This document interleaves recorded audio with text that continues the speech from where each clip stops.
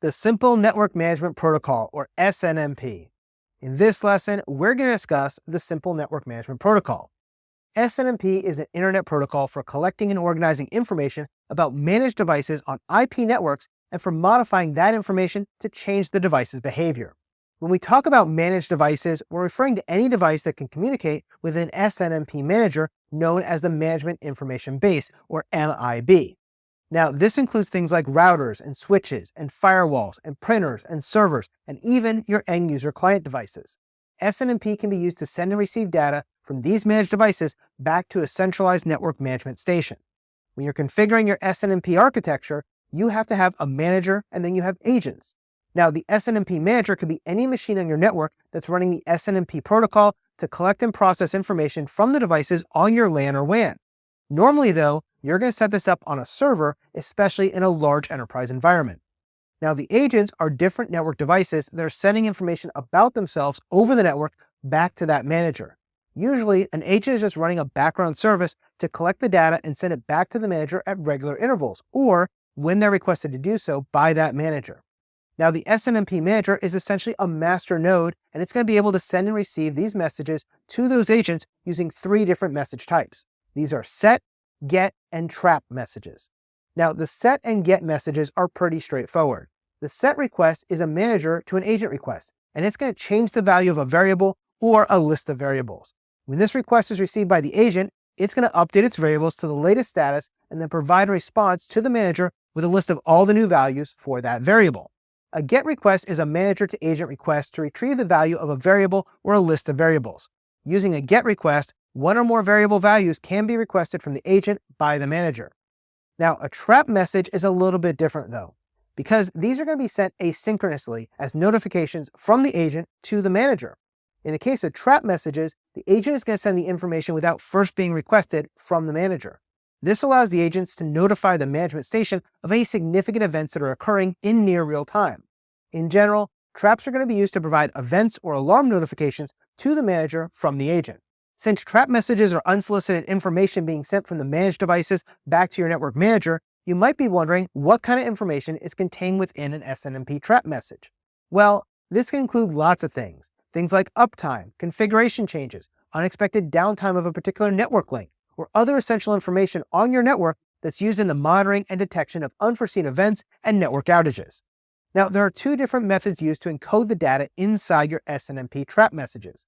These can be sent as granular traps or verbose traps. With a granular trap, each SNMP trap message is sent with a unique object identifier, or OID. This number allows the SNMP manager to distinguish each message as a unique message being received. Now, an OID is a unique object identifier, which identifies a variable that can be read or set via SNMP. As these individual OIDs are received, they're going to be consolidated and stored inside a translation file known as the MIB, or Management Information Base. The MIB is used to describe the structure of the management data of a device subsystem using a hierarchical namespace containing the object identifier, that OID, as well as other information. Since the MIB contains all the details about the OID, this now allows the SNMP trap messages to send just the changes for a particular OID and not the entire list of data known about every variable or measure on a specific device or system. This saves bandwidth on the network for us because SNMP traps don't send redundant information over the network. Instead, they seek to conserve network resources for us. Now, if we're using verbose traps, the SNMP traps may be configured to contain all the information about a given alert or event as a payload. Since more data is being sent to the manager from the device, it's going to take up more resources on that server for it to be able to analyze the data contained within each trap. This takes more resources and it's going to use up more bandwidth as it goes over our network. Now, data in these SNMP traps are going to be sent and stored in a key value pair configuration. This is known as variable binding. For example, I might have a list of variable bindings for a particular router, things like site name, PR branch, criticality, high, severity, low, alarm description, high temperature, and other pertinent information for a given alarm or event, basically that's going to be reported through one of these trap messages. Now, when you're implementing SNMP in your network, you need to keep in mind that there are 3 different versions of SNMP, and they're not all created equal. SNMP version 1, version 2, and version 3 have different and varying levels of security.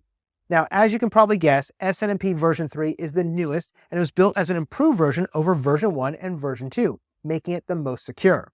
When you're dealing with SNMP version 1 and version 2, these versions use a community string to give them access to the devices as their security mechanism. Now, these community strings act as a shared secret key, but in SNMP version 1 and version 2, it was sent and stored in plain text, making it really insecure.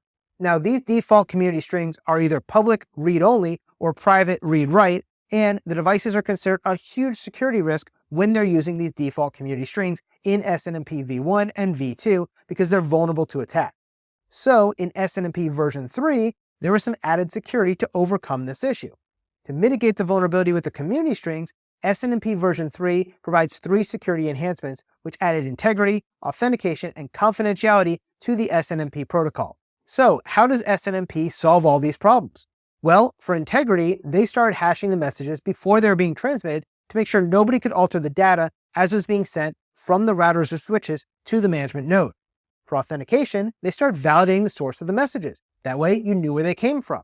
For confidentiality, they added encryption and they started using DES, or the Data Encryption Standard, with a 56-bit encryption key to provide confidentiality and privacy.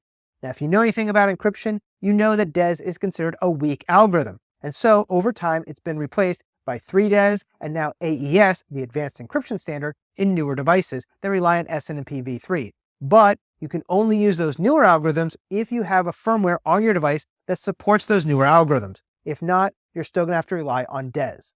Now, another benefit of SNMP version 3 is that it groups our SNMP components into different entities to increase security. Each group can then be given different authorizations and access privileges such as read, write, or read-write access.